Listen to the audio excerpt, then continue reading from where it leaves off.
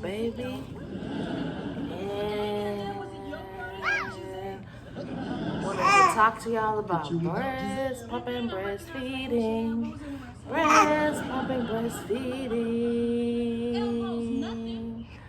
Breast pumping, breastfeeding. Breast pumping, breastfeeding. So I'm back again. So it's 6 months breast pumping.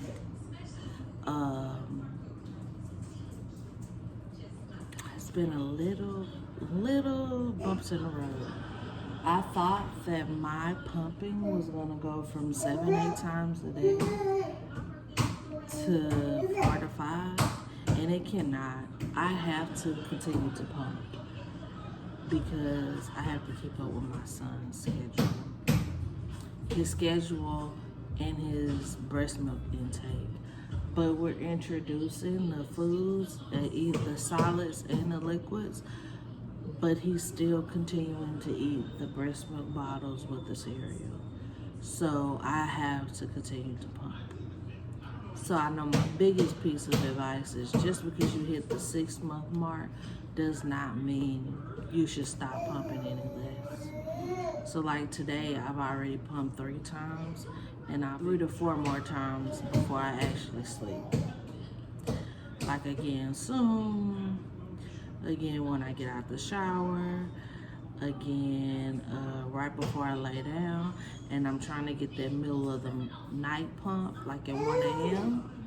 because it really helps me just to get my freezer stash together. Now, you know, I have a freezer stash, and then I went back to work. And then now my freezer stash is dwindling because I wasn't pumping it much. So that's my best piece of advice is to continue to pump just as much until you come up with your own system of what exactly is going to take place. Now he's eating the puree, the beech nut, the Gerber baby food. He's eating some solids through lead weaning. I watched a lot of videos on that. But he's still eating the same amount of breast milk and cereal. So he is at a 99 percentile. He is 6 months and was almost 23 pounds. He was born almost 11 pounds. But he plays a lot. That's why I keep looking at him. He's moving around. At 6 months, he likes to stand up, slide down, crawl, scoot, move around. But I have to keep that pumping schedule up. So I think that's like my number 1 tip for breast pumping at 6 months. It's just because you get at the 6-month part does not mean you stop pumping. My number two breast pumping tip is change your parts. For my Lancino pump, if I need to change my tubing, I change my tubing. If I need to change the flanks for any reason, I change that.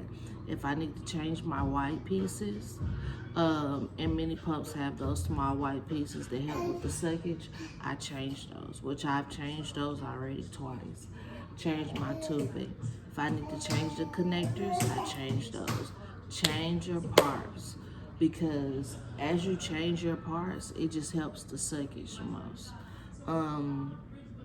The third tip that I have is postpartum around 6-7 months is when people start their cycle. I haven't started my cycle yet, but when some women start their cycle, there can be a decrease in their milk supply. It also can correlate with your diet. Then you also have to be visiting your OBGYN because it correlates with your birth control. So, to start your cycle, to be worried about birth control and breast pumping is all stuff that you might want to bring up in an OBGYN visit. So right now, I'm about to be going on over 6 months postpartum and no cycle. Still pump a lot. Still have that milk supply.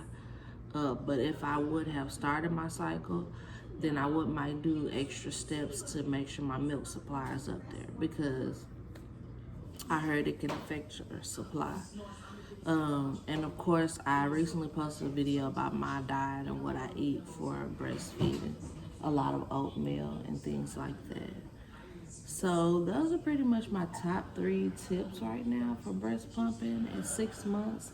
I actually have a lot of other videos I want to upload. So, but I'm also busy with work. But this is just a quick video of a breast pumping at 6 months.